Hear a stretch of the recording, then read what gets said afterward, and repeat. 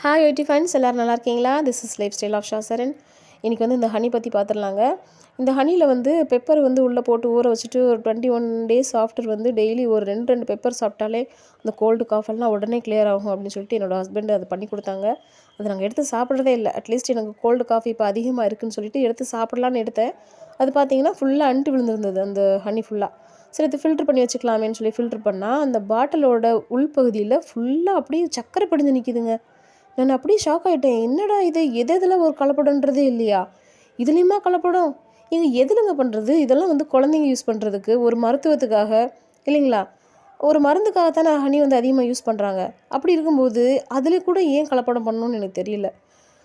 கலப்படம் பண்ணுறவங்கள நம்ம தப்பு சொல்கிறதா, இல்லை நம்ம வாங்கின நம்மளோட கவனக்குறைவான்னு எனக்கு தெரியல. எது எப்படியோங்க, நாம் கடைகளில் ஹனி வாங்குறத கொஞ்சம் யோசனை பண்ணி வாங்குவோம்.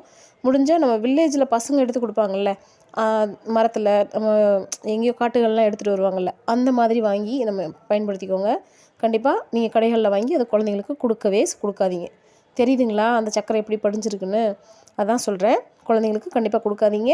மருந்துக்கும் பயன்படுத்தாதீங்க. கடையில் வாங்குகிற தேனை கடையில் வாங்காதீங்க, வெளியில் வாங்கிக்கோங்க. இன்னும் நம்ம கிராமப்புறங்கள்லாம் பசங்க தூக்குவாளியில் கொண்டு வருவாங்க பார்த்தீங்களா, அதை கூட வாங்காதீங்க. அதுவுமே கலப்படம் தான். ஏன்னா ஒரே ஒரு தேன்றார் எடுத்து அந்த தூக்குவாளிக்குள்ளே போட்டுட்டு அது கொண்டு தேன் ஒரிஜினல் தேன்னு விற்கிறாங்க. அதுவும் ஏமாற்று வேலை தான். விழிப்புணர்வோடு இருங்க. குழந்தைங்கள சேஃபாக பார்த்துக்கோங்க. தேங்க்யூ.